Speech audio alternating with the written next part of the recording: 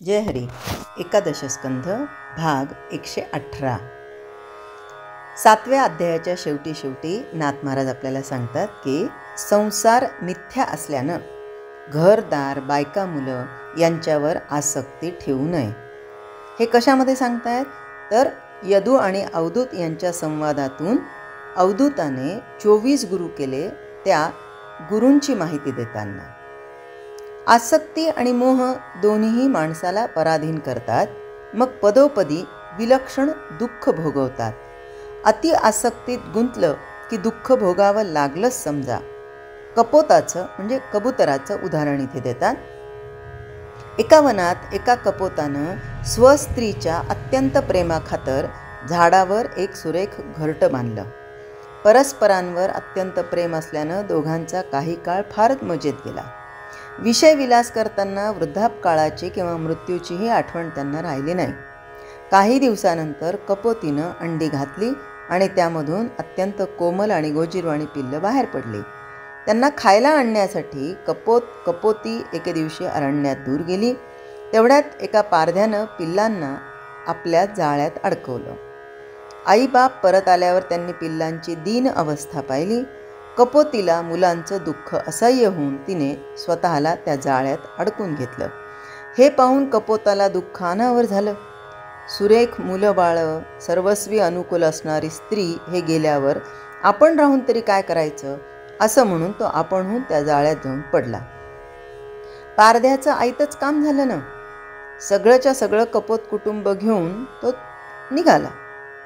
बरं, तात्पर्य काय याच्यातून तर माणूस जर कुटुंबातच आसक्त होऊन राहिला तर त्याला दुःख भोगावं लागतं. विषयाची वासना तृप्त झाली तरी विषय सुख केवळ द्वंद्वाचं सुख असल्यामुळं ती पुन्हा जागी होते. यासाठी आसक्तीनं गृहस्थाश्रम करणाऱ्यास विषयाच्या वासनेमुळं सर्वदा अतृप्ती राहते. आसक्तीनं कपोतासारखा भ्रम होतो आणि त्यामुळं जन्म व्यर्थ जातो. वास्तविक मनुष्य देहामध्ये मोक्षाचं दार अगदी उघडं असतं. एका दिवसात, एका मिनिटात, नवे एका क्षणात माणूस मुक्त होऊ शकतो, पण तो फुकट आसक्तीमध्ये गुंतून पडतो. विद्वत्ता असून वैराग्य असणं मोठं भाग्याचं समजावं. आता एकदा असंच झालं होतं की वेदव्यास आणि त्यांचे शिष्य जैमिनी हे तत्त्वज्ञानावर चिंतन करत होते. तर वेदव्यासांनी सांगितलं की हे जैमिनी, ज्ञान श्रेष्ठ का इंद्रिय निग्रह श्रेष्ठ? इंद्रिय निग्रह म्हणजे वैराग्य. ज्ञान श्रेष्ठ का इंद्रिय निग्रह श्रेष्ठ? तर तो म्हणाला कधीही ज्ञानच श्रेष्ठ, इंद्रिय निग्रहाला काय एवढं महत्त्व द्यायचं? मग वेदव्यासांनी प्रॅक्टिकल करायचं ठरवलं. म्हणाले याला आपण समजून सांगून काहीच अर्थ नाही आहे. अनायस्या संध्याकाळच झाली होती. वेदव्यास म्हणाले असाच इथे बस, मी आत्ता आलो. आता वेदव्यास म्हणजे काय, भगवंताचेच अवतार. लगेच आभाळ झाकाळून आणलं आणि पाऊस पडायला लागला. पाऊस पडता पडता धो धो धो धो पाऊस पडतोय आणि त्या कुटीमध्ये जैमिनी एकटाच. आणि त्याचं लक्ष गेलं समोर, ते एक सुंदर तरुणी एका बाजूला उभी होती, कुटीच्या समोरच्या बाजूला उभी होती. बरं, आता पावसामध्ये ती भिजली होती आणि हा कुटीमध्ये एकटा होता. वेदव्यासही तिथे नाही आहेत. त्यांनी लगेच त्या तरुणीला बोलवलं.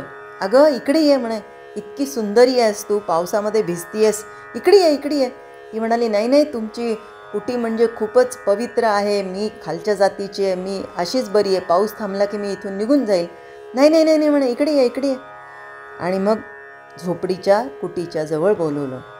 मग म्हणतो की अगं तू एकटी भिजतीये म्हणे बाहेर, आत ये. ती म्हणाली नाही, मी आत नाही येत, निषिद्ध आहे म्हणे, मला तिथे येऊच शकत नाही मी. मग त्याच्या भावना उचंबळल्या आणि तो म्हणाला तुझा विवाह झालेला आहे का? ती म्हणाली नाही. माझ्याशी विवाह करशील का? ती म्हणाली नाही हो, तुम्ही एवढे मोठे तपस्वी ऋषी, चांगल्या कुळातले हे, आणि मी खालच्या जातीतले, मी असं नाही करू शकत, मला माफ करा म्हणे, माझ्याच्यानी चूकच झाली की मी इथे थांबल्या गेले, मला देव पाप देईल, माझ्याच्यानी खूप मोठं पाप घडलं, नाही मी चालले. अगं नाही तू थांब, तू माझं ऐक तर. तू जरी खालच्या जातीतली असली तरी तू इतकी सुंदर आहेस, लावण्याची मूर्ती आहेस, मी तुझ्याशी विवाह करायला तयार आहे. मग मी तयार असताना तुला काय हरकत आहे? ती म्हणाली, पण विवाह म्हणलं तर आमच्याकडे एक पद्धत आहे. म्हणे काय? मग विवाह करायचा तर आमच्याच पद्धतीने करायचा. पण पद्धत काय आहे तुमची? म्हणे काही नाही, ज्या ठिकाणी ज्या व्यक्तीला ज्या मुलीशी विवाह करावासा वाटेल त्या ठिकाणी त्या पुरुषाने त्या मुलीला पाठीवर घ्यायचं आणि 3 चक्रा मारायच्या, मग विवाह झाला. म्हणे मग काही विधी नसतो दुसरा. इतकं सोपं आहे का? आत्ता घेतो म्हणे मी तुला पाठीवर. आणि लगेच जैमिनीने त्या सुंदर मुलीला पाठीवर घेतलं. अतिशय सुंदर लांब केस, त्याला इतका मोह आवरेना. त्याला असं वाटायला लागलं कधी एकदा या 3 चक्रा पूर्ण होतात आणि माझा आणि तिचा विवाह होतो. इतक्या घाईघाईनी पहिली चक्कर मारता मारता अर्ध्या रस्त्यामध्ये आलं तर पहिल्यांदी जी सुरुवातीला ती बसली होती त्याच्यापेक्षा जड वाटली. त्याला वाटलं हिच्या मनामध्ये संवेदना निर्माण झाल्या म्हणून मग आता हिचा पण हळूहळू वजन वाढत चाललं. बरं, ती चक्कर कशी तरी पूर्ण केली, अजून वजन वाढलं. दुसऱ्या चक्रेला तर इतकं वजन वाढलं की त्याला अंदाजच घेता येईना की हिला पाठीवर घेतल्यावर किती हलकी होती आणि एकदम अशी कशी वाढली. आता झालं, 2 चक्रा झाल्या, आता फक्त तिसरी बाकी आहे की मग विवाह झालाच समजा. इतक्या आतुरतेने तो तिसऱ्या चक्रेला सुरुवात करतोय, पण त्याला पाऊलच उचलता येत नाहीये. इतकी जड झाली ती, इतकी जड झाली, इतकी धाप लागली त्याला. धाप लागत लागत त्याला असं वाटायला लागलं ही चक्कर पूर्ण झाली की झाला विवाह. म्हणून तो पाऊल उचलतोय पण पाऊल उचले ना. आणि हळूहळू तिचं वजन इतकं वाढलं आणि त्याच्या अंगावर, मानेवर, डोळ्यासमोर असे केस रुळायला लागले. त्याला असं वाटलं की हिनी पण आनंदाच्या भरामध्ये केस मोकळे सोडले असणार, पण नंतर ते केस टोचायला लागले. त्याला डोळ्याला त्रास व्हायला लागला आणि इतका अवघड होतो तो त्याला पाऊल टाकताना. शेवटी त्यांनी काय केलं की हिनी एवढे असे केस मोकळे कसे सोडले म्हणून हळूच वर बघितलं तर त्याला वरती ती सुंदरी दिसली नाही, तर ते वेद व्यास दिसले. आणि त्या क्षणाला वेदव्यास खाली उतरले. जैमिनीने साष्टांग दंडवत घातला आणि म्हणाला, गुरुदेव, खरोखरच आपण महान आहात. विद्वत्ता किंवा ज्ञान हे महत्त्वाचं नाही, तर इंद्रिय निग्रह म्हणजे वैराग्य हे असणं खरोखरच भाग्याचं आहे आणि हे असणं गरजेचं आहे. आणि म्हणून नाथ महाराज इथे सांगतात की विद्वत्ता असून वैराग्य असणं मोठं भाग्याचं समजावं. म्हणजे ज्याच्याकडे विद्वत्ता असेल त्याला वैराग्य असेलच असं सांगता येत नाही. पण शहाणे लोक आसक्तीनं शिष्णोदरपरायण बनतात आणि फुकट जातात. जो मनुष्य आसक्तीत गुंततो त्याला आरूढच्युत म्हणजे पढत मूर्ख म्हणतात. आपल्या हाताशी आलेला मोठा लाभ तो कपोताप्रमाणे गमावतो. मृगजळानं जशी तहान शांत होत नाही तशी विषयात पूर्ण तृप्ती केव्हाही होत नाही. स्वतःचा असा अनुभव असता विद्वान लोक विषयात आसक्ती ठेवून नरदेह व्यर्थ घालवतात. याला काय म्हणावं? नरदेहाचं महत्त्व फार थोर आहे. नुसत्या रामनामाच्या आवृत्ती केल्या तरी 4 मुक्ती दासी होतात. आपला देह केवळ विषयासाठी खर्ची घालायचा म्हणजे वेडेपणा नव्हे काय? म्हणून शहाण्यानं अभिमान टाकून आणि विषयाची आसक्ती सोडून भक्तिभावानं भगवंताचं भजन करावं.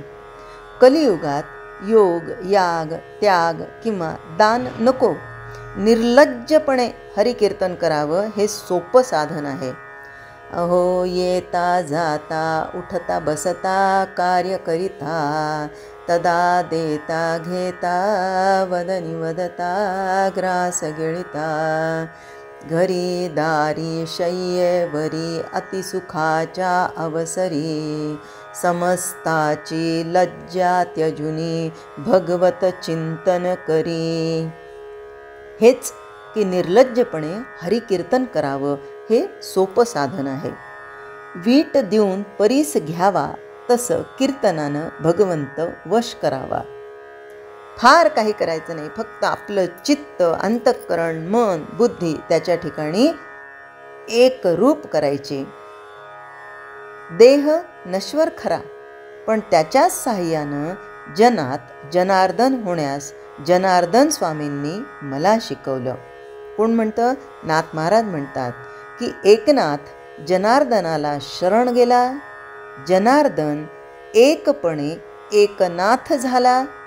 म्हणजे जनार्दन आणि एकनाथ हे वेगळे राहिलेच नाही, एकरूप झाले. कसं? तर सोनं आणि कंकण ही नावं दोन असली तरी त्यातील सोनं एकच असतं. तसं जनार्दन आणि एकनाथ या दोन व्यक्ती दिसल्या तरी आत्मरूपानं दोघंही एकच आहेत. जेथ मीतूपणाचा भेद, जेथ मीतूपणाचा भेद फिटोनी जाईल विशद, परमानंदे शुद्ध बुद्ध मुक्त सिद्ध तू होसी, मुक्त सिद्ध तू होसी. पण ह्यासाठी काय असावं लागतं? तर त्याच भगवंताला सातत्याने म्हणायचं की तू सर्वांचा नियंता, तू सर्वांचा नियंता, सर्व करोनी अकर्ता. ऐसा ईश्वर तू कृष्णनाथा, भोगुनी अभोक्ता तू एकू, भोगुनी अभोक्ता तू एकू. आणि म्हणूनच या नश्वर देहामध्ये जास्त आसक्ती न ठेवता लक्षात घ्यायचं की हा कधी ना कधीतरी काळाच्या अधीन जाणारच आहे. तत्पूर्वी मला भगवंताशी एकरूप व्हायचं आहे, माझ्या सद्गुरूंशी एकरूप व्हायचं आहे. कारण काळ हा कसा आहे? काळाची अलक्ष गती, काळाची अलक्ष गती दाखवी नाश आणि उत्पत्ती, ते काळ सत्ता देहाप्रती आत्मस्थिती नातळे, आत्मस्थिती नातळे.